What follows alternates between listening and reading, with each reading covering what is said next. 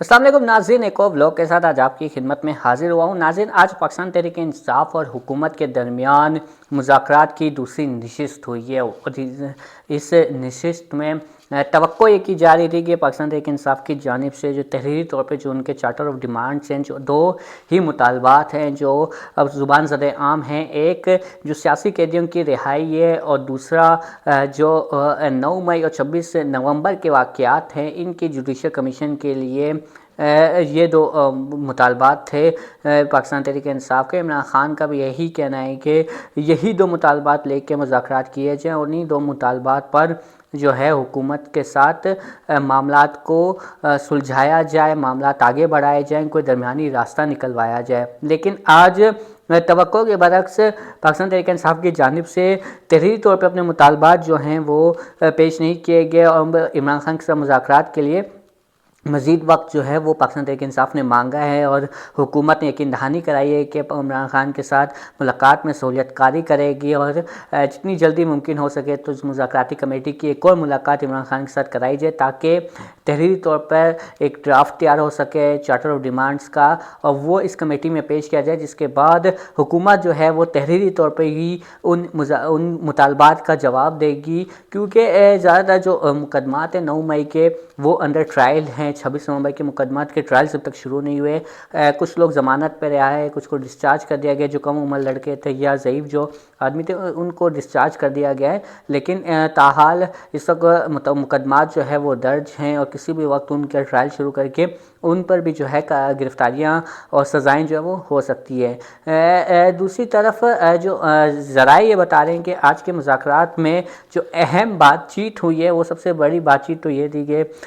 جو عمر ایوب ہے یا علی امین گنڈا پورے، انہوں نے زور تو دیا ہے کہ معاملات کو بات چیت کے ذریعے حل کرایا جائے، کوئی درمیانی راستہ نکالا جائے، سیاسی استحکام پیدا کیا جائے اور جو تلخیاں ہیں پاکستان تحریک انصاف اور حکومت کے درمیان انہیں کم کیا جائے اور جتنے بھی باشمول عمران خان کے جتنے بھی قیدی ہیں ان کی رہائی کے لیے جو ہے وہ راستہ انہی مذاکرات کے ذریعے نکل سکتا ہے، جس پر جو مطالبہ کیا گیا ہے پاکستان تحریک انصاف کی جانب سے حکومت سے، تو وہ ایک مطالبہ یہ کیا گیا ہے کہ قانونی طور پہ ہی ریلیف جو ہے وہ عمران خان کو بھی ملے اور جو دیگر اسیران ہیں ان کو بھی ملے، اس میں حکومت جو ہے وہ رکاوٹ نہ بنے۔ اگر پاکستان تحریک انصاف کے رہنماؤں کو ضمانتیں ملتی ہے تو حکومت اس پر کوئی رکاوٹ نہ ڈالے اور جو پروسیکیوشن ہے وہ بھی حکومت کا کام ہے، تو پروسیکیوشن کو کہیں نہ کہیں لگ ایسا ہے کہ پی ٹی آئی یہ کہنا مطالبہ کر رہی ہے حکومت سے کہ پروسیکیوشن جو ہے وہ کمزور کی جائے تاکہ سزائیں نہ ہوں اور جو اہم قیادت ہیں پاکستان تحریک انصاف کی باشمول عمران خان، ان کی رہائی جو ہے وہ آسانی سے ہو سکے۔ ناظرین، آج کے مذاکرات کے بعد ذرائع یہ کہہ رہے ہیں کہ جو اہم مذاکرات کو کامیاب کرانے میں جو اہم کردار ادا کیا جائے گا وہ میاں محمد نواز شریف کا کیا جائے گا اور میاں محمد نواز شریف کی بھی اب انٹری ہونے جا رہی ہے اس مذاکرات پہ، چونکہ وہ سامنے تو نہیں ہے لیکن پس پردہ تمام تر معاملات کو مذاکرات کے وہ خود مانیٹر کر رہے ہیں اور حکومتی اراکین نے اس بات کی تصدیق کی ہے کہ جہاں پاکستان تحریک انصاف کے جو فیصلوں کا اختیار ہیں وہ عمران خان کے پاس ہے، تو وہیں جو حکومتی فیصلے ہیں وہ مشروط ہوں گے میاں محمد نواز شریف کی رضامندی سے۔ میاں محمد نواز شریف اگر رضامندی ظاہر کریں گے تب ہی یہاں پر جو فیصلے کیے جائیں گے یا جو بھی فیصلے ہوں گے وہ ان کی تائید کے بغیر ممکن نہیں ہیں۔ اور ناظرین، ذرائع کا بھی یہ کہنا ہے کہ ہو سکتا ہے کہ پاکستان مسلم لیگ نون، پاکستان پیپلز پارٹی اور پاکستان تحریک انصاف مستقبل میں ایک صفحے پہ نظر آئیں اور کوئی چارٹر آف ڈیموکریسی کی طرح کوئی معاہدہ یہاں پر کیا جائے، کوئی اور یہاں پر ایک سیاسی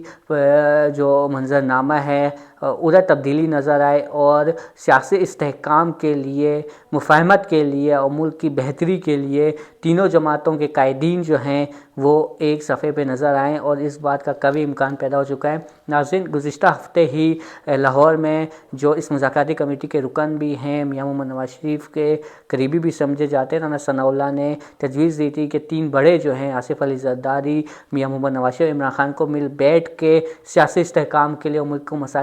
مسائل سے نکالنے کے لیے ایک ساتھ بیٹھنا چاہیے، اور لگ ایسا رہا ہے کہ جو رانا ثناء اللہ کا یہ بیان ہے وہ کہیں نہ کہیں اس بات کی طرف بھی اشارہ کر رہا ہے کہ مستقبل میں میاں محمد نواز شریف اور عمران خان ایک ساتھ بیٹھے ہوئے نظر آ سکتے ہیں، اور قانونی طریقے سے عمران خان ان مذاکرات کے نتیجے میں اگر یہ مذاکرات کامیاب ہوتے ہیں اور عمران خان جو بھی معاملات ہیں حکومت کے سطح ہوتے ہیں ان پر رضامندی ظاہر کرتے ہیں، تو عمران خان قانونی طریقے سے باہر آئیں گے اور ایک سیاسی جو استحکام ہے اس کے لیے میاں محمد نواز شریف آصف علی زرداری کے ساتھ بیٹھنے کے لیے بھی تیار ہوں گے۔ اب ان مذاکرات کی کامیابی کا دار و مدار ایک طرف میاں محمد نواز شریف اور دوسری طرف عمران خان پر ہے۔ اگر عمران خان حکومت کی جانب سے جو بھی پیشکش کی جاتی ہے اس کو تسلیم کر لیتے ہیں اور میاں محمد نواز شریف بھی تائید کر دیتے ہیں اور وہ ملک کی بہتری کے لیے اور سیاسی استحکام کے لیے عمران خان کے ساتھ مفاہمت پہ راضی ہو جاتے ہیں، تو یہ مذاکرات کامیاب ہوں گے۔ لیکن اگر میاں محمد نواز شریف یا عمران خان میں سے کوئی ایک بھی پیچھے ہٹتا ہے یا تھوڑی سا سخت لہجہ اپناتا ہے اور سختی دکھاتا ہے، تو مشکل ہے کہ یہ مذاکرات جو ہیں وہ کامیاب ہوں۔ ناظرین، آج کے ہی مذاکرات کے تناظر میں ایک اور اہم خبر بھی ہے کہ آج 9 مئی کے جو مجرمان ہیں، کیونکہ وہ سزا ہو چکی ہے، تو ان مجرمان کو جو ہے ملٹری کورٹ سے جنہوں نے سزا پائی تھی ان میں سے جن کو 2 سال کی سزائیں تھی ان کی سزائیں معاف کر دی گئی ہیں، اور جو سیاسی مبصرین ہیں ان کا یہی کہنا ہے کہ ہو نہ ہو کہیں نہ کہیں ان مذاکرات کے نتیجے میں ہی یہ جو سزائیں معاف کی گئی ہے، کیونکہ اس سے قبل D G I S P R کئی مرتبہ یہ کہہ چکے ہیں کہ ناقابل تردید جو شواہد ہیں ان کی بنیاد پر جو ہیں وہ سزائیں ہوئی ہیں۔ اگر ناقابل تردید شواہد کی بنیاد پر سزا ہوئی ہیں تو سزائیں معاف کیوں کی گئی، رحم کی اپیلوں کو کیوں منظور کیا گیا، اور اس کے ساتھ ساتھ جو اپیلیں ہیں وہ اب کچھ اپیلیں زیر سماعت بھی ہیں، ان پہ بھی فیصلہ ہوگا۔ اور آج رانا ثناءاللہ سے بات ہوئی ہے اس مذاکراتی کمیٹی کے بعد، تو انہوں نے بھی کہا ہے کہ یہ ایک فوجی عدالتوں کے سے جنہوں نے سزا پائی ہے تو یہ فوج کا ایک احتسابی کا عمل ہے اور ان کا ایک پروسیجر بنا ہوا ہے، اور اسی کے تحت جو ہے سزائیں معاف بھی کرتے ہیں، اور ابھی کچھ کے اپیلیں جو ہیں زیر سماعت بھی ہیں، ہو سکتا ہے کہ مزید لوگوں کی جو سزائیں وہ معاف ہوں۔ البتہ رانا ثناءاللہ نے اس بات کی تردید کی ہے کہ بانی P T I Imran Khan کو کسی بھی قسم کی آفر کی گئی تھی کہ وہ اڈیالہ جیل سے انہیں جو ہاؤس اریسٹ کر کے بنی گالہ منتقل کر دیا جائے، ایسی کسی بھی آفر کی انہوں نے تردید کی۔ البتہ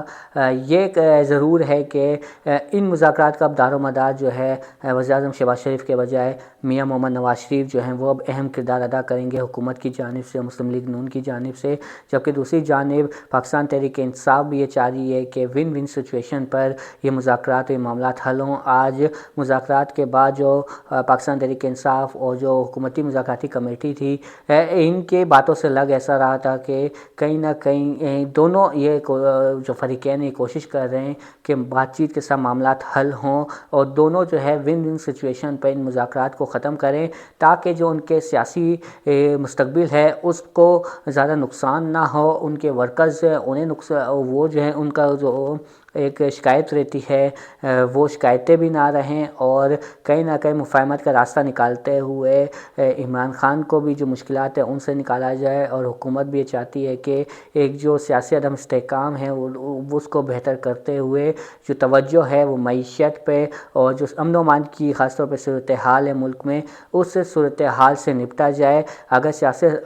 استحکام نہیں ہوگا تو نہ ہی معیشت بہتر ہوگی، نہ ہی امن و امان پر اس طرح توجہ دی جائے گی۔ ناظرین، اب آئندہ ہفتے حکومتی مذاکراتی کمیٹی اور پاکستان تحریک انصاف کی مذاکراتی کمیٹی کا اجلاس ہونا ہے 6 جنوری کو۔ 190 ملین پاؤنڈ کیس کا جو فیصلہ ہے وہ بھی ہونا ہے، اور اب لگ ایسا رہا ہے کہ 6 جنوری کو جو فیصلہ ہونا ہے وہ اس کو مزید مؤخر کر دیا جائے۔ اس سے پہلے بھی فیصلہ مؤخر کر دیا گیا تھا، مذاکرات کی پہلی نشست ہوئی تھی، اور اب دوسری نشست کے بعد بھی لگ ایسا رہا ہے کہ وہ فیصلہ مؤخر کیا جائے، اور یہ فیصلہ تب سنایا جائے جب جو مذاکراتی کمیٹیاں ہیں وہ کسی نتیجے میں پہنچے، کوئی مذاکرات کامیابی کی طرف جاتے ہیں تو کہیں نہ کہیں اس فیصلے سے عمران خان کو ریلیف فراہم کیا جائے، اور اگر